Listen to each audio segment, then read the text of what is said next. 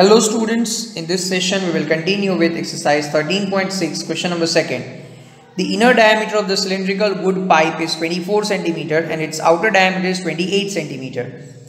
एक cylindrical shape का wood का बना हुआ pipe है जिसका inner diameter है 24 cm और outer diameter है 28 cm.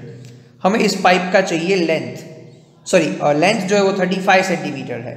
तो हमें इस पाइप में जो वुड यूज हुआ है उसका मास चाहिए. अगर 1 सेंटीमीटर क्यूब वुड का मास है 0.6 ग्राम. Let's solve it.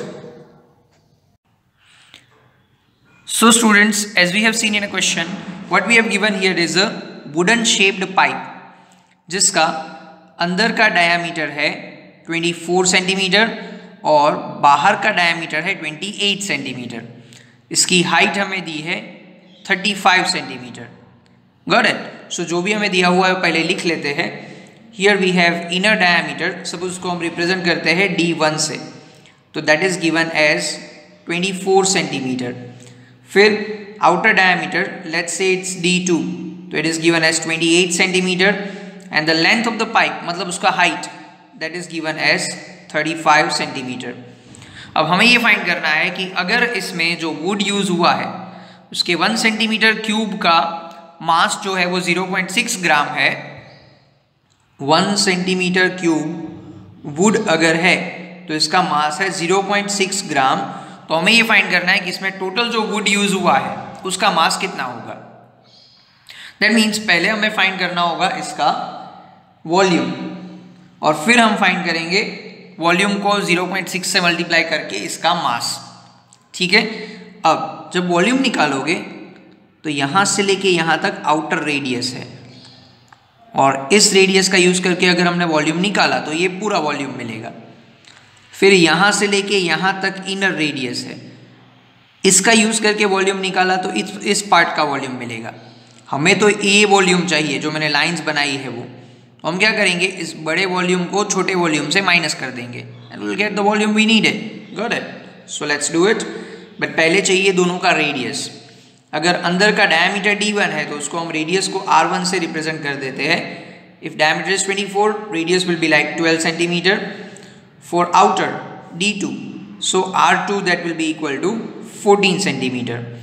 अब volume of wood used that will be like pi R2 square H minus pi R1 square H.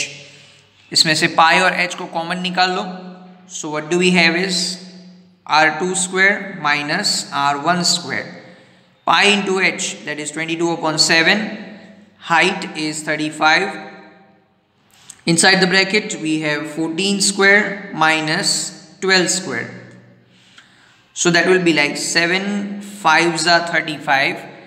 And 22 into 5 is 110, and inside the bracket a square minus b square, so that is a minus b, a plus b. Got it. Now on further solving it, 110 will remain as it is. 14 minus 12 that will be equal to 2, and 14 plus 12 that will be equal to 26. Now 110 into 2 that is 220 into 26 up to 22 को 26 से multiply कर दो. So that we have 26 into 22. 2 into 6 is 12. 2 into 2 is 4 plus 1 5. Then we have 0. 2 into 6 is 12. 2 into 2 4 plus 1 5. Now adding them we have 2 7 5. So this is 572 और ये 0 लगा देंगे तो 5720. ठीक है. Now for the further step we have to find the mass of the wood used. Mass of wood. अगर हमारे पास volume 1 centimetre cube है तो इसका मास है 0.6 ग्राम.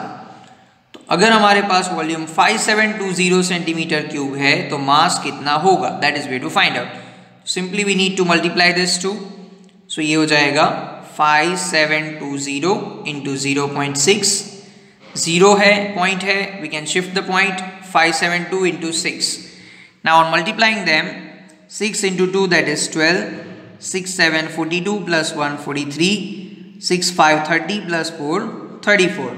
So the mass of the wood used is 3432 gram.